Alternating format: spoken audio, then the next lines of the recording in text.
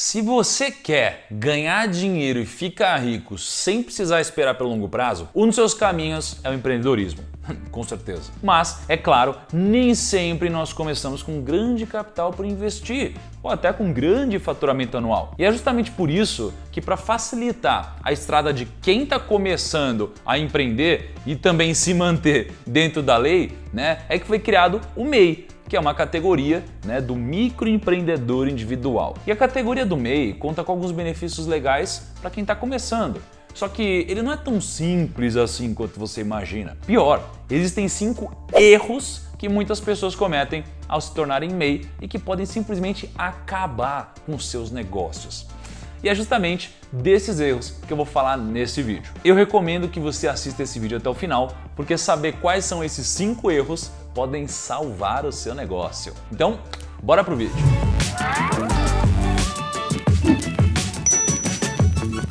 Primo, antes de mais nada, não deixa de se inscrever no canal e de curtir aqui embaixo, isso dá uma força tremenda. Beleza? Vamos direto pro vídeo. Se você já pensou em se tornar um empreendedor e foi um pouquinho mais a fundo sobre como fazer isso, de fato, abrir um CNPJ e tudo mais, você provavelmente já deve ter se deparado com a possibilidade de se tornar um microempreendedor individual, o chamado MEI. E veja, para quem está começando, ser um MEI é algo interessante, é interessante para o empreendedor, porque ao se tornar MEI, a gente consegue vários facilitadores. Inclusive aquela famosa isenção de imposto de renda, para quem tem uma receita bruta anual menor do que 60 mil reais e que vai chegar a 81 mil reais em 2018. O problema é que, junto com esses facilitadores, também vem várias pegadinhas que ficam ali escondidinhas, mas que podem vir à tona e simplesmente destruir, desmoronar o seu negócio.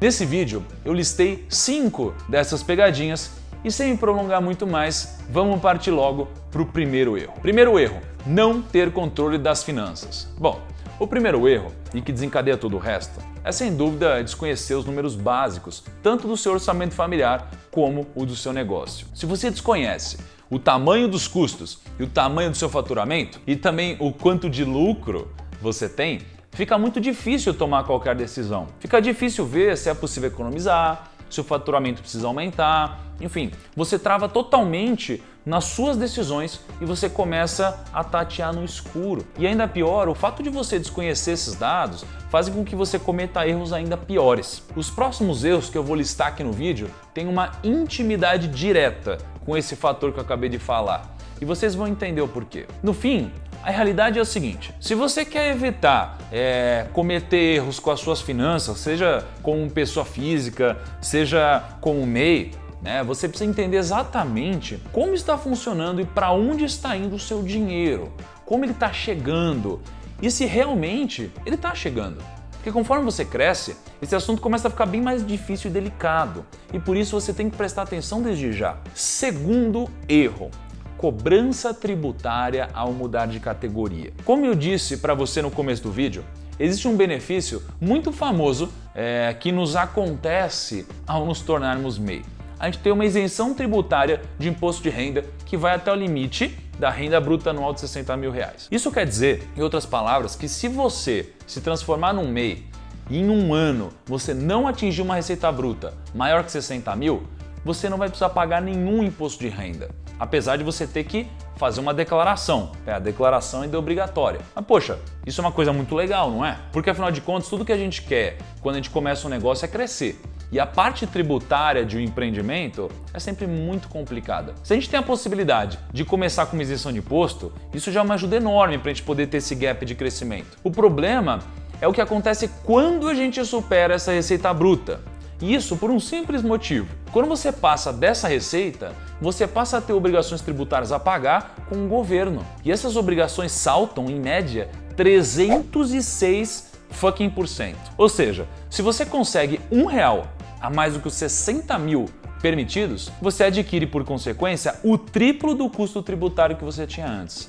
E aqui é a primeira porrada na cara de quem começa a crescer nos negócios. Porque muitos empreendedores acabam não se atentando nesse aumento de 303% e passam dos 60 mil, achando que com isso apenas vão começar a declarar. E não é que passar desse limite seja errado.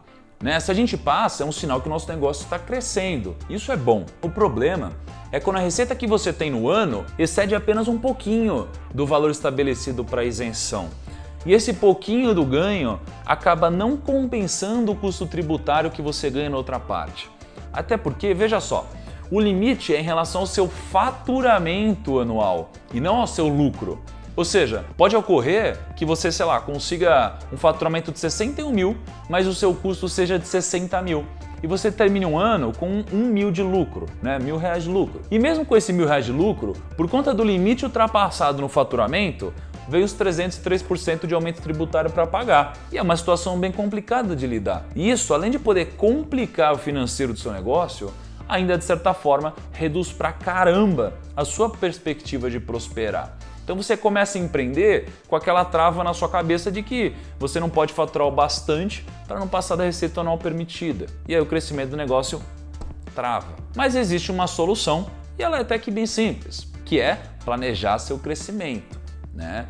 Então, levar em consideração um cenário em que você cresça mais do que o esperado pode ser útil e te ajudar a determinar o que fazer meses antes desse problema surgir. Então, entenda que esse aumento tributário é algo que a gente tem que aceitar caso a gente queira continuar subindo. E aí, é simplesmente ter noção do seu próprio crescimento para você não ser pego de surpresa. O terceiro erro é um erro muito comum que acontece justamente na declaração do imposto de renda. Isso porque muita gente acaba não se atentando ao fato de que, quando a gente vira MEI, a gente precisa ter duas declarações. A gente precisa fazer duas declarações e não somente uma. Ou seja, além de a gente ter que fazer uma declaração como pessoa jurídica, a gente também tem que fazer uma declaração como pessoa física. E é aí que o bicho pega. Tem MEI que acaba fazendo a declaração pelo DASN, que é a Declaração Anual Simplificada do MEI. E esquece do IRPF, que é o Imposto de Renda da Pessoa Física. E até pior, a pessoa sabe que precisa fazer, mas não tem a mínima noção do que declarar em cada uma delas. Já que,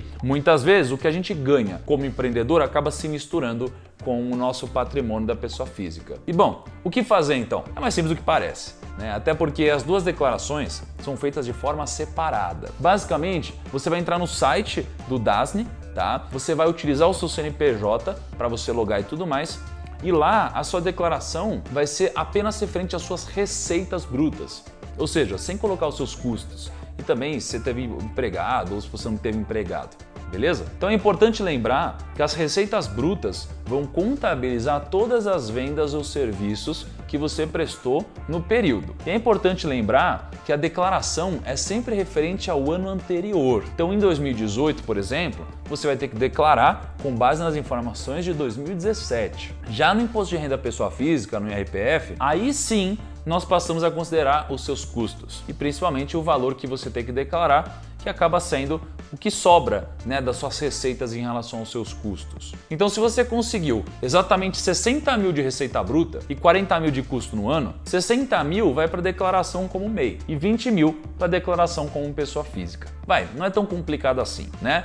Qualquer coisa você vai deixar um comentário aqui embaixo. Bom, o problema mesmo é realmente entender um pouquinho melhor sobre o que declarar em cada parte. Se a gente fizer errado, o leão aparece e aí a gente se complica. O quarto erro é o seguinte: não encarar o erro como aprendizado. Bicho, eu bato muito nessa tecla. Muita gente que está começando a empreender agora tem tanto medo, mas tanto medo de acabar fracassando, que se essa pessoa erra, ela cria um trauma, né, dentro dela mesma.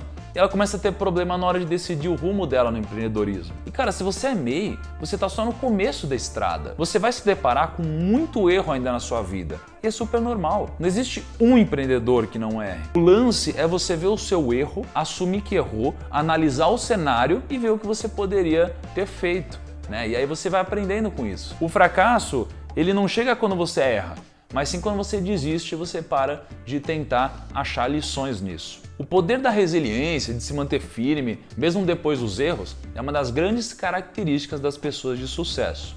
E é algo que você precisa adotar na sua vida, beleza? Eu mesmo já errei várias vezes no decorrer da vida, inclusive o que me fez justamente atingir o sucesso foi o erro. Porque veja, o meu primeiro investimento no mercado financeiro foi um grande erro. Eu recebi R$5.000 e eu perdi tudo o que eu tinha. Foi justamente a partir desse erro que eu comecei a procurar cada vez mais por conhecimento relacionado a investimentos e que foi o que culminou em eu me tornar dono de um dos maiores escritórios de assessoria de investimentos no país na época. Então veja, o erro me fez direcionar para o sucesso. E é assim que funciona para todo mundo. Quinto erro, não entender o funcionamento do DAS. Então vamos imaginar a seguinte situação. Aí você está decidido a se tornar um MEI, beleza? Você se empolga, vê que não é tão difícil abrir um CNPJ com o MEI, você vai lá, faz todo o processo e abre. Mas aí você percebe que você precisa estruturar muita coisa ainda antes de criar o seu negócio. Mesmo assim, você deixa o CNPJ aberto e vai resolver outras pendências na sua vida, para só depois começar de fato a trabalhar como MEI. Esse tipo de coisa é muito comum e não necessariamente é uma coisa ruim ou um erro. O problema é que quando a gente abre um CNPJ com o MEI, já é obrigatório pagar a chamada DAS, que é o Documento de Arrecadação do Simples Nacional. O DAS basicamente é uma obrigação mensal do MEI que ele deve pagar. E esse valor é de R$ 47,85, R$ 51,85 ou R$ 52,85. Tá? O valor não é grande, né? O valor não é tão relevante assim dentro do negócio. Mas é justamente por não ser grande ou por simplesmente desconhecer esse valor que muitas pessoas abrem o seu CNPJ com o MEI e acabam não pagando o DAS. E isso com certeza vai gerar problemas para você, já que o DAS é um valor a ser pago obrigatoriamente ao se tornar MEI. Por isso, a dica aqui é só você prestar atenção e não desprezar esse valor. Porque querendo ou não, é o que a gente precisa pagar. O valor não é grande, então vale a pena manter ele em ordem. Concorda? Então, bom, espero que você tenha gostado dessas dicas e que principalmente te ajude não só a tomar uma decisão, mas também a empreender melhor. Se precisar de alguma coisa ou tiver alguma dúvida, deixa um comentário pra gente interagir e espero você no nosso próximo vídeo. Beleza? Um abraço e até lá!